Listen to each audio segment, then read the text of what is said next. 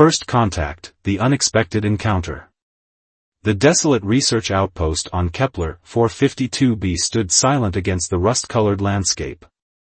Dr. Elena Rodriguez adjusted her environmental suit, her breath fogging the transparent helmet as she scanned the rocky terrain. Geological surveys had brought her team to this remote planetary exploration site, far from the comfortable research stations of Earth. Zara, run another spectral analysis on the rock formations near grid Delta 7, Elena called to her assistant through the communication system. The wind whispered across the barren landscape, carrying fine particles of alien dust that danced around their specially designed rover. Something caught Elena's eye, a slight shimmer in the distance, too geometric to be a natural rock formation. Her scientific instincts prickled with curiosity. "Hold position," she muttered, zooming in with her suit's advanced optical system. What appeared to be fragments of metallic debris lay scattered across a shallow depression. Not natural. Not random. These were remnants of something technological, something that didn't belong to human design. "Zara, are you seeing this?" Elena's voice trembled with a mixture of excitement and caution. Before Zara could respond, a low rumble began to build beneath their feet. The ground, previously stable, started to shift and crack.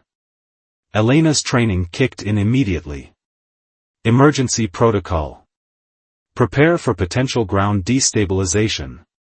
The rumbling intensified. Suddenly, a massive section of the ground collapsed, revealing a hidden underground structure.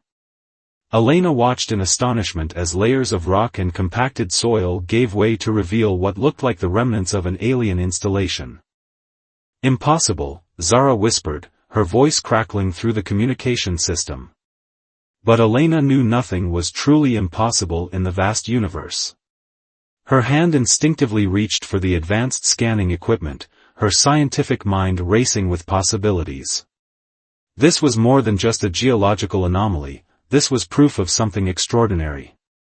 As dust settled and the initial shock subsided, a faint movement caught Elena's peripheral vision. Something was moving within the revealed structure, something that was definitely not geological, and definitely not human. A pale, almost translucent limb emerged from the shadows. Then another. The movements were hesitant, almost wounded. Elena held her breath, her hand hovering near the emergency communication panel. The creature that emerged was unlike anything she had ever seen. Approximately humanoid in shape, but with skin that seemed to shift and shimmer like living mercury. Multiple joint points suggested a physiology entirely different from human anatomy. Most striking were its eyes, not eyes in the traditional sense, but what appeared to be complex light-refracting organs that seemed to absorb and reflect information in ways Elena couldn't comprehend. First contact protocols raced through her mind. Years of xenobiology training had prepared her for this moment, yet nothing could truly prepare someone for an actual encounter with an alien life form. "I mean you no harm," Elena said slowly, switching her communication system to universal translation mode. The words emerged in a complex series of tones and vibrations designed to communicate basic, peaceful intentions across potential linguistic barriers. The alien creature tilted its head, a gesture so surprisingly familiar that Elena momentarily forgot she was facing an entirely unknown species. Its shimmer skin pulsed with what seemed like a combination of curiosity and defensive caution. Zara's voice broke through the tension. "Dr. Rodriguez, are you seeing this? Should I activate emergency extraction protocols?" Elena's response was immediate and firm. "Negative. Maintain current position and record everything." This was more than a scientific discovery. This was a moment that could change humanity's understanding of its place in the universe forever. The alien took a tentative step forward, its movements revealing both an injury and an incredible resilience. Somehow, Elena knew this encounter was just the beginning of something far more significant than a simple planetary research mission. Little did she know, the fate of two civilizations would hinge on the next few moments of interaction between a wounded alien and a human scientist standing on the precipice of the unknown. survival and adaptation. The medical bay of the research station hummed with a tense, expectant energy. Elena watched carefully as the alien subject lay on the specially designed examination platform, its mercurial skin pulsing with what seemed like internal defensive mechanisms. Dr. Marcus Harding, the team's lead xenobiologist, ran another series of non-invasive scans. "These readings are absolutely unprecedented," he muttered, more to himself than to Elena. "Its cellular structure appears to be in constant flux, almost like a living quantum computer."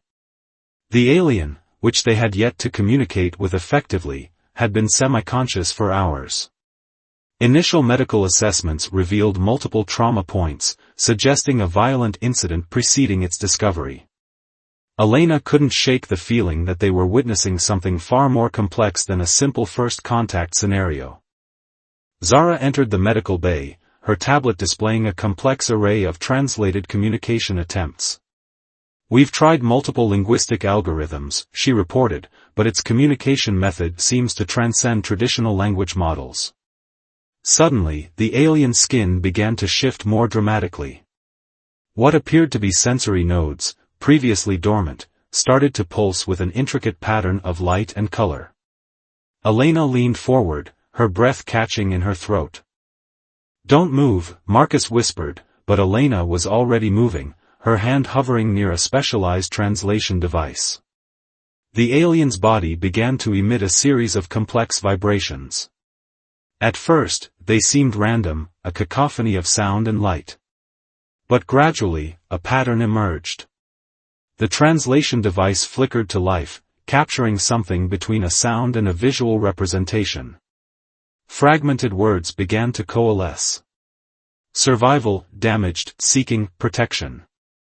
Elena's scientific mind raced.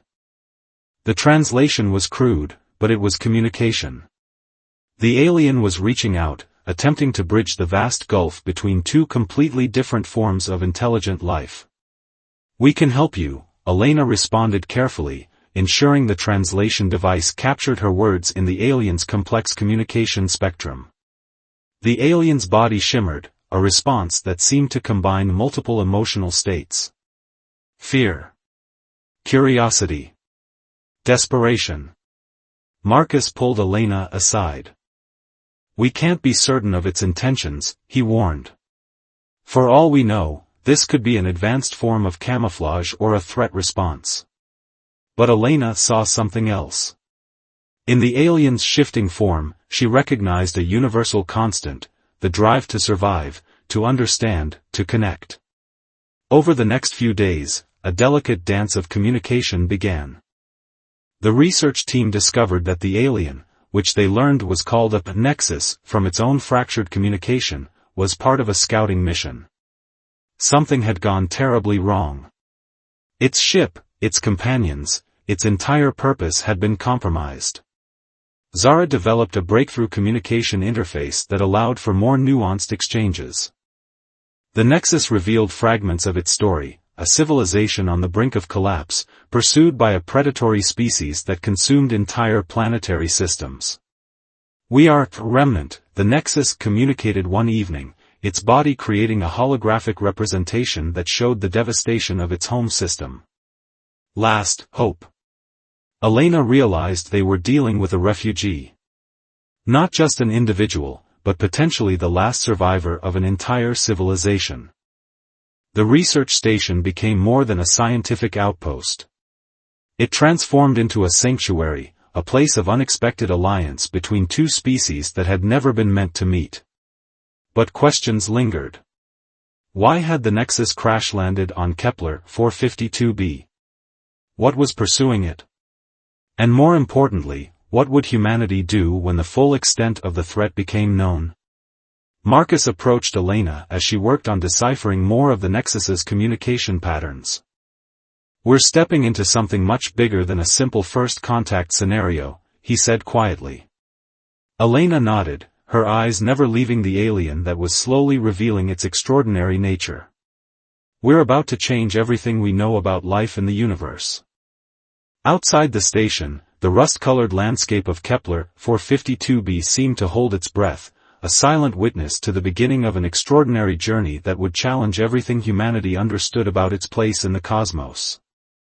Technological exchange and conflict.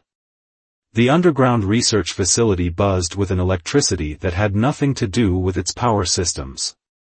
Dr. Elena Rodriguez stood before a holographic display, watching as the Nexus demonstrated fragments of its technological capabilities.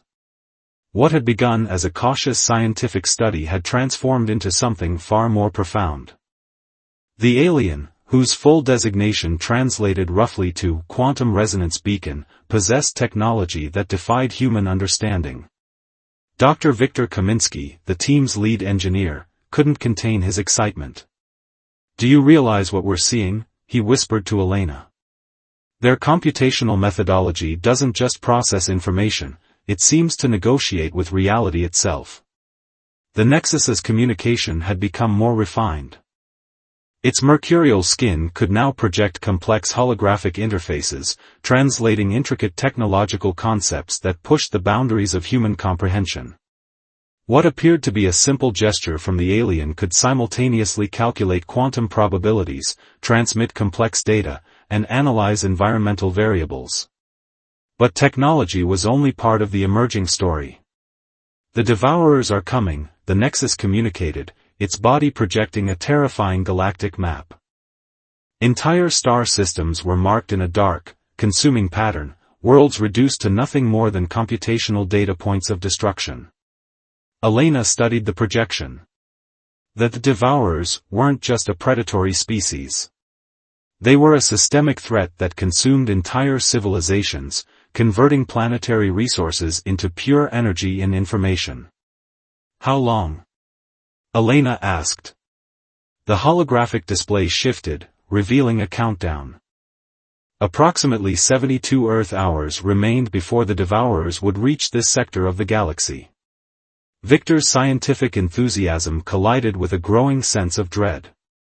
"We need to integrate the Nexus's technology with our existing defense systems," he muttered, fingers already dancing across multiple computational interfaces.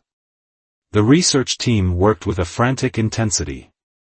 The Nexus contributed its advanced quantum processing capabilities, while human engineers adapted their understanding to create hybrid defensive technologies.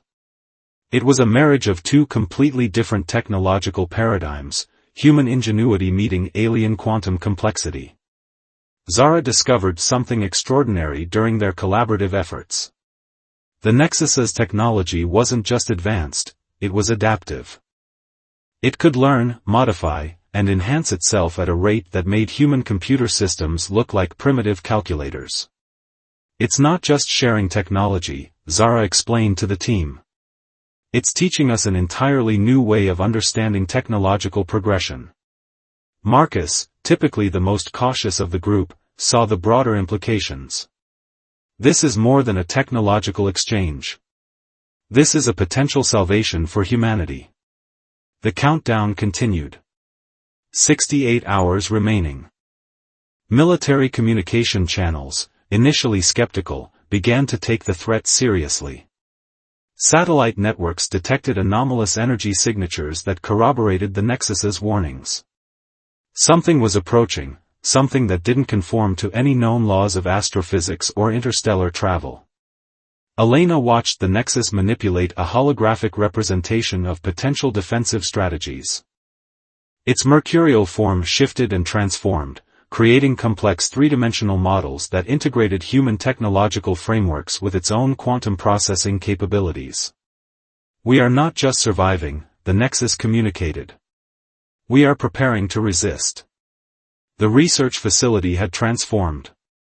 What was once a scientific outpost on a remote planetary system was now humanity's first line of defense against a threat beyond comprehension. 62 hours remained. The real battle was just beginning. Planetary threat and collaboration. The Global Defense Command Center erupted with controlled chaos. Massive holographic displays tracked the approaching Devourers, a cosmic threat that defied conventional understanding of space warfare. General Diane Kovacs stood at the center of the command hub, her weathered hands gripping a communication panel. The Nexus's quantum data streams had been integrated into Earth's most advanced defense systems, creating a hybrid technological network that was both terrifyingly complex and breathtakingly innovative. 48 hours until projected contact, announced Dr. Viktor Kaminsky, who had been seconded from the research team to serve as a primary technological liaison. His eyes were bloodshot, testament to days of continuous work. Elena Rodriguez moved between holographic displays, translating the Nexus's increasingly urgent communications. The alien's mercurial form was now partially integrated with the command center's core systems, not physically present, but existing as a dynamic network of quantum information. The Devourers do not consume, the Nexus communicated, its message rippling through translation matrices. They convert. Entire planetary systems become computational substrates for their collective consciousness. General Kovacs understood the implication. This wasn't just an invasion. It was a complete transformation of matter and energy into something utterly alien. Military strategists from around the world had converged, setting aside decades of geopolitical tensions. The threat was too massive, too existential to maintain old divisions. Satellites from competing nations now worked in perfect synchronization, their data streams merged into a unified defensive network. "We've never attempted a planetary defense of this magnitude," whispered Colonel Rafael Ortiz, reviewing quantum probability models generated by the Nexus human hybrid system. The defense strategy was unlike anything in human military history. Instead of traditional weapon systems, they were preparing a multi-layered response that combined quantum interference, energy redirection, and computational warfare. "Our strength is adaptation," Elena translated from the Nexus's complex communication. "The Devourers expect resistance. They do not expect reimagination." Victor's team had developed extraordinary technological hybrids. Quantum-entangled defensive networks that could predict and redirect incoming energy signatures. Computational firewalls that didn't just block, they actively transformed incoming threats into benign data streams. The Nexus revealed more about its own history. Its civilization had been the Devourers' first significant resistance. They had fought, but ultimately been reduced to scattered survivors like itself. Now, humanity represented a new possibility, a chance for collective resistance. Planetary defense platforms began shifting into positions calculated by the hybrid quantum human system. Each movement was a complex dance of predictive algorithms and quantum probability models. 36 hours, announced a computerized voice. General Kovacs looked at Elena. "Are we ready?" Elena glanced at the Nexus's quantum representation, a shimmering network of light and information. "We're as ready as we can be." The world held its breath. In research facilities, military bases, and command centers across the planet, humanity prepared for a confrontation that would define its place in the universe. The Devourers were coming. But this time, they would find something they had never encountered before, a species ready to fight not just with technology, but with imagination itself. 36 hours. The countdown continued. Turning point, decisive battle. The first wave of Devourers arrived like a nightmare tearing through the fabric of reality. Quantum sensors across the globe trembled as massive energy signatures began to materialize. They weren't ships in any traditional sense, they were living computational matrices that could reshape space itself, consuming entire planetary systems as if they were nothing more than data to be processed. General Diane Kovacs watched from the Global Defense Command Center as the hybrid defense system, a revolutionary integration of human technology and the Nexus's quantum capabilities, sprang into action. "Incoming quantum distortion at Grid Alpha 9, announced Colonel Rafael Ortiz. His voice was steady, but a thin layer of sweat betrayed the immense tension. "Dar." Elena Rodriguez stood beside the Nexus's quantum representation, which now pulsed with an intensity that seemed to make the very air vibrate. "They're probing our defenses," she translated, her hand hovering over the communication interface.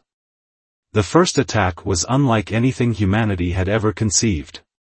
The Devourers didn't just attack, they attempted to rewrite the fundamental computational matrix of reality itself. Entire sections of orbital defense platforms began to dissolve, their molecular structures being rapidly converted into pure information streams. But humanity had prepared. The quantum entangled defense network that Viktor Kaminsky and his team had developed began to react. Instead of fighting the Devourers directly, the system did something entirely unexpected: it began to negotiate. Quantum algorithms created by the Nexus transformed incoming destructive energy signals into complex communication patterns. Where the Devourers expected resistance, they found something far more sophisticated: a living, adaptive network that could absorb, redirect, and ultimately communicate with the incoming threat. "We are not prey," the hybrid defense system communicated, a message that rippled across multiple dimensional frequencies. The Devourers hesitated. In orbit, massive energy constructs that defied traditional understanding of physics began to clash. Human-designed satellites integrated with quantum interference generators created protective bubbles that pushed back against the Devourers' computational invasion. "They're trying to convert our planetary systems into a massive computational substrate," Viktor shouted, his fingers dancing across multiple holographic interfaces. "But we're giving them something they've never encountered: a truly adaptive resistance." The battle wasn't just technological. It was a war of imagination, of the ability to reimagine the very nature of conflict. Across the planet, people watched in a mixture of terror and awe. Social media feeds, news networks, and emergency broadcast systems showed fragments of the extraordinary confrontation. Humanity was fighting for its existence, but not through traditional warfare, through an entirely new form of resistance. The Nexus's quantum representation began to expand, merging more deeply with the global defense network. Resistance is not destruction, it communicated. Resistance is transformation. Hours passed in what seemed like moments and eternities simultaneously. The Devourers found themselves confronted not by a simple biological species, but by a complex, adaptive network that could think, communicate, and evolve faster than they could process. General Kovacs watched as the first wave of Devourers began to retreat. Not destroyed. Not defeated. But fundamentally challenged. "We've done something unprecedented," Elena whispered, watching the quantum displays. The Nexus's response was both a warning and a promise: the first battle is won. The war has just begun. 36 hours after the first warning, humanity had proven itself to be something far more than just another species in the universe. They were adaptable. They were resilient. And most importantly, they were ready to fight. Redemption and new horizons. 3 months after the first encounter with the Devourers, the world had changed irrevocably. The Global Defense Command Center, once a military installation, had transformed into a collaborative research hub. Representatives from every continent worked alongside the Nexus, no longer just an alien refugee, but a crucial partner in humanity's greatest challenge. Dar. Elena Rodriguez stood before a massive holographic display, tracing the complex quantum pathways that now connected Earth's technological infrastructure.